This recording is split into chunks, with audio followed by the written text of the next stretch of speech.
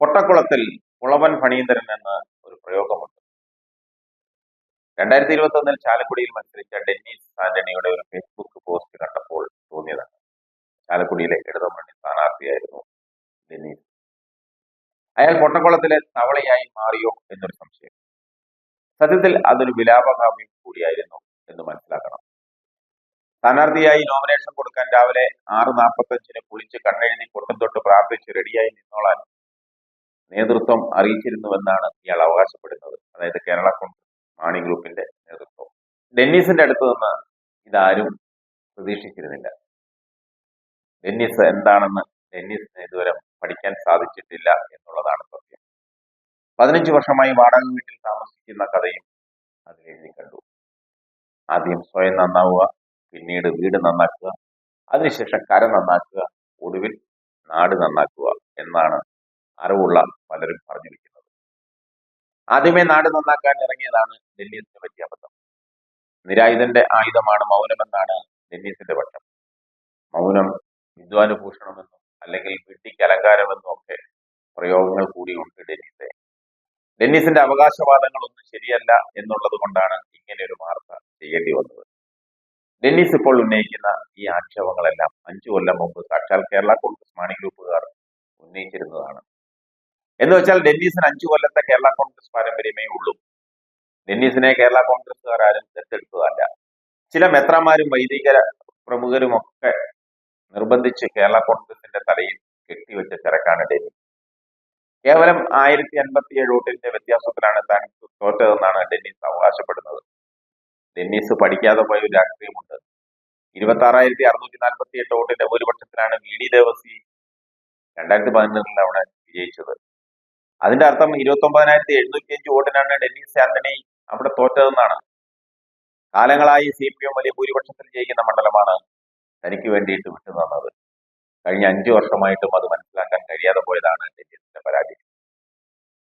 കൊടിക്കല്ല കോടിക്കാണ് വില എന്ന് ഡെന്നീസിന് ഇന്നെങ്കിലും മനസ്സിലായല്ലോ. ഡെന്നീസ് കേരള കോൺഗ്രസിൽ ചേർന്ന ചാലക്കുടി സീറ്റ് പിടിച്ചപ്പോൾ എത്ര കോടി കൊടുത്തിരുന്നു? ഡെന്നീസെ, അവഖ്യാതികൾ പറഞ്ഞു പരത്തുന്നതിനും വേണം ഒരു മര്യാദ. അവിടെ വിജയസാധ്യതയുള്ള സ്ഥാനാർത്ഥിയെ പരിഗണിച്ചുവെന്ന് മാത്രമേ ഉള്ളൂ. സഭയുടെ നിർബന്ധത്തിന് വഴങ്ങിയാണ് ഡെന്നീസിനെ സ്ഥാനാർത്ഥിയാക്കിയതെങ്കിൽ വിജയസാധ്യത മാത്രം കണക്കൂട്ടിയാണ് ഇപ്പോഴത്തെ സ്ഥാനാർത്ഥിയെ തെരഞ്ഞെടുത്തിരിക്കുന്നത്. ഡെന്നീസ് അയാൾക്ക് ശത്രുവാണെന്ന് പരസ്യമായി പറഞ്ഞാൽ, അല്ലെങ്കിൽ ഒരു പടി കൂടി കടന്ന് ഡെന്നീസ് കേരള കോൺഗ്രസിൽ നിന്ന് രാജിവെച്ചു എന്ന പ്രസ്താവന ഇറക്കിയാൽ ഇപ്പോഴത്തെ സ്ഥാനാർത്ഥി നല്ല ഭൂരിപക്ഷത്തിൽ ജയിച്ചു കയറി വരും.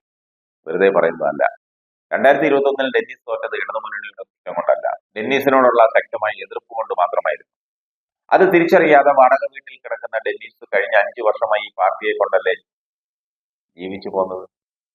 വാടക വീട്ടിൽ നിന്നും മണിമാളികയിൽ എത്തിക്കാമെന്ന് പറഞ്ഞൊന്നുമല്ലല്ലോ കഴിഞ്ഞ തവണ നിങ്ങളെ കോൺഗ്രസിൽ നിന്ന് കേരള കോൺഗ്രസില് ദത്തെടുത്തത്. പണിയെടുക്കേണ്ട കാലത്ത് പണിയെടുത്ത് കാശുണ്ടാക്കി വീടും വെച്ച് രാഷ്ട്രീയ പ്രവർത്തനം നടത്തുന്നതിനോട് അസൂയൊന്നും വിചാരിച്ചിട്ട് കാര്യമില്ല. ഇയാൾ ഈ പണിയെല്ലാം നിർത്തി വല്ല കൈത്തൊഴിലും എടുത്താൽ ജീവിച്ചു പോകാം. അല്ലാതെ എന്നെങ്കിലും MLA ആയി വീട് പണി നടത്താമെന്ന് കരുതി നടക്കരുത്. തിരിച്ചറിവില്ലാതെ ഡെന്നീസിന് അഭയം നൽകിയ ഒരു പാർട്ടിയെ ആക്ഷേപിച്ച് ഫേസ്ബുക്ക് പോസ്റ്റ് ഇടുമ്പോൾ അത് കണ്ടില്ലെന്ന് നടിക്കുന്നത് ശരിയല്ല. കഴിഞ്ഞ 1 വർഷമായി ഡെന്നീസിന് സീറ്റ് കിട്ടുകയില്ലെന്ന വിവരം നന്നായി അറിയാം. ഈ നാട്ടിലെ മുഴുവൻ പേർക്കും അതറിയാം.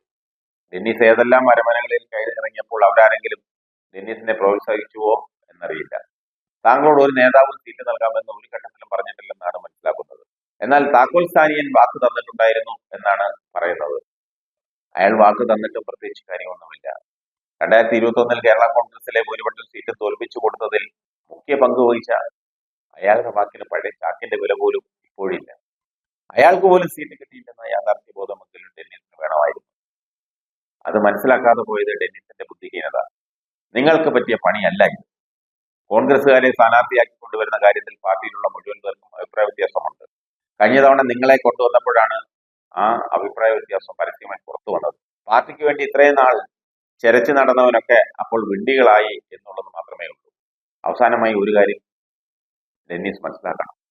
ഒരു പ്രാവശ്യം കൂടി താങ്കൾക്ക് ചാലക്കുടി സീറ്റ് നൽകിയിരുന്നുവെങ്കിൽ ജോസ് കെ മാണിയുടെ പുറത്ത് കവളി മണല് വെട്ടി പാർട്ടിക്കാർ അടിച്ചേനെ.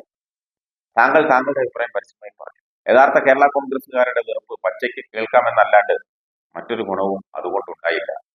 ഈ പാർട്ടിയിൽ ഇനി എന്തെങ്കിലും സ്ഥാനമാനങ്ങൾ താങ്കൾക്ക് നൽകിയാൽ പാർട്ടിക്കാർ പലരും രാജിവെച്ചു പോകും. ആ യാഥാർത്ഥ്യം നിങ്ങൾ അറിയണം. ഈ പാർട്ടിയിൽ സ്ഥാനങ്ങൾക്കും മാനങ്ങൾക്കും ഒക്കെ ഒരുപാട് പേരുണ്ട്. സ്ഥാനാർത്ഥിയാകാൻ പറ്റിയ ആളില്ലെന്ന് മാത്രം. ആ കുറവ് പാർട്ടി പരിഹരിച്ചോളും.